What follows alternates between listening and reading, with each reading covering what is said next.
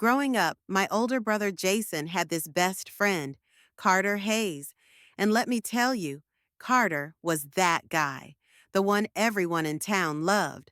Athletic, effortlessly charming, the kind of person who could make anyone laugh without even trying.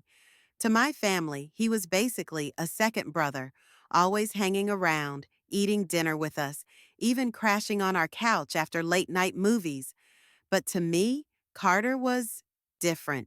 He was my first real crush, the kind that made my stomach flip before I even understood what love was.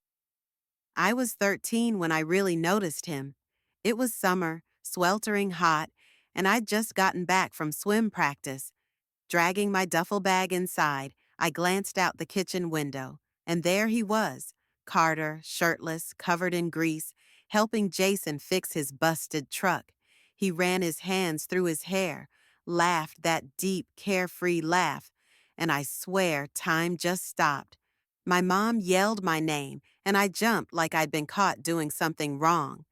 After that, every little thing he did, teasing me, smiling at me across the dinner table, felt like lightning under my skin.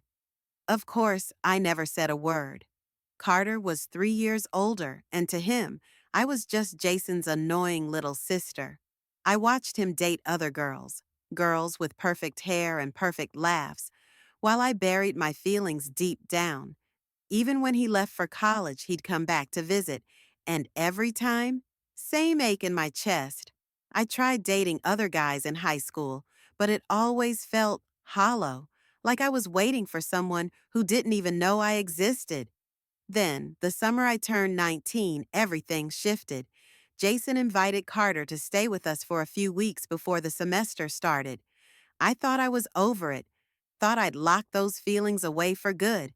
But the second I saw him again, wow, he wasn't the boy I remembered. Broad shoulders, scruff on his jaw, this quiet confidence that made my breath catch. And when he hugged me, hello, I had to fight not to melt into him. With Jason working long hours, Carter and I ended up spending way more time together than I expected, cooking in the kitchen, lounging by the pool, laughing at the same stupid memes. It was easy, too easy. Every accidental touch, every time our eyes met a second too long, it felt like electricity. Then came Jason's backyard party. I wasn't planning to stay long, but Carter found me right away, grinning like he'd been waiting for me. We ended up by the fire, just talking for hours. At some point, everyone else went inside, and it was just us. The way he looked at me, really looked at me, sent shivers down my spine. And then he said, "You've changed, Savannah." Hearing him say my name like that, I panicked. Before I could stop myself, I blurted out, "I used to have a crush on you." The second I said it, I wanted to disappear. But Carter, he just leaned closer, his voice low. "Used to?" And then I admitted it. Maybe I still do. Next thing I knew, he was kissing me. Soft at first, then deeper, like he'd been waiting just as long as I had. When he pulled back, forehead resting against mine, I was shaking. And then he whispered, "Good." Telling Jason? Yeah, that was a disaster. He went through every stage of grief in 2 minutes flat. But when Carter said, "I'm not just dating her, I'm in love with her," my heart stopped.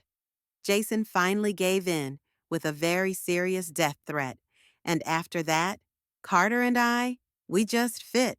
Road trips, late night talks, learning each other in ways I'd never imagined. 2 years later, he proposed in that same backyard where we'd shared our first kiss. And I said yes before he could even finish asking. Looking back, I realize love doesn't always hit you like a lightning bolt. Sometimes it's slow, quiet, built over years of shared memories and secret glances. Carter wasn't just my brother's best friend. He was the boy who stole my heart without even trying. And now, he's my forever.